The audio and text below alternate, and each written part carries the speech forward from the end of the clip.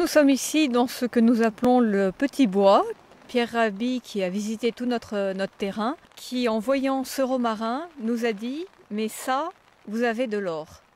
Et nous, ce romarin, c'est tout juste si on l'avait déjà vu.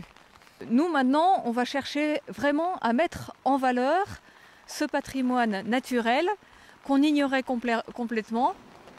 On a choisi de travailler essentiellement en manuel. Avec le travail manuel, non seulement on respecte davantage le sol et les plantes, mais en plus, et c'est là aussi une partie de notre projet, c'est qu'on espère aussi donner du travail. Ici, nous sommes au bord du Lez, la petite rivière qui borde la propriété du monastère. C'est un lieu qui donne beaucoup d'eau et des arbres à croissance rapide. C'est le matériau idéal pour faire le fameux BRF, le bois raméal fragmenté, qui va servir à amender tous les terrains et faire le paillage pour les cultures. Voilà le fameux BRF, c'est les jeunes branches, les jeunes rameaux des arbres qui sont broyés. Ici, nous avons un plant de lavande. C'est de la lavande matrone, donc c'est une des variétés de Lavandula angustiflora. Et donc là, on a le fameux BRF qui commence à se décomposer et qui redonne au sol la vie microbiologique. On retrouve cette fameuse structure de couscous qui est la marque d'une terre qui se répare et qui retrouve sa structure naturelle.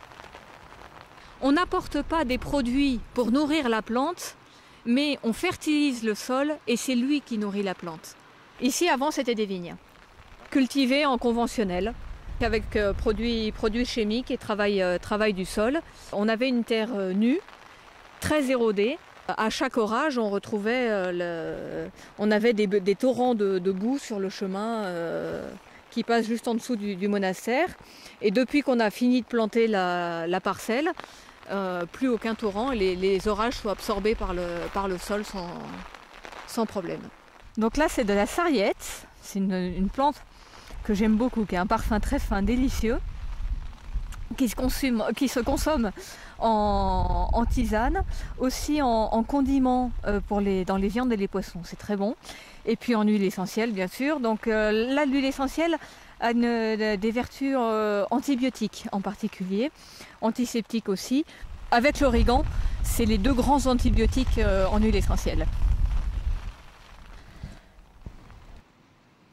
Ici, nous avons quelques expériences de bouturage. Les premières expériences de bouture, ça a été sur la verveine citronnelle. Ça a marché, donc on continue. C'est de l'origan. On a commencé par acheter une dizaine de plants. On bouture pour multiplier et puis on va implanter après dans les parcelles.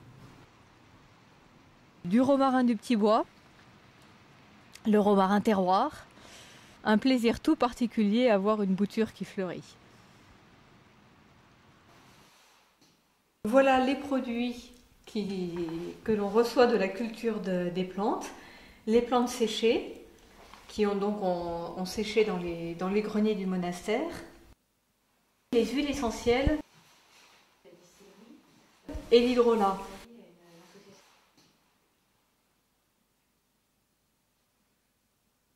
Oui, parce que c'est retourné dans un cycle et dans un rythme naturel qui est profondément le nôtre et que la façon dont on vit aujourd'hui nous a fait perdre d'une certaine façon. Là, le plus grand apprentissage de la culture quand on commence un projet comme ça, c'est celui de la patience.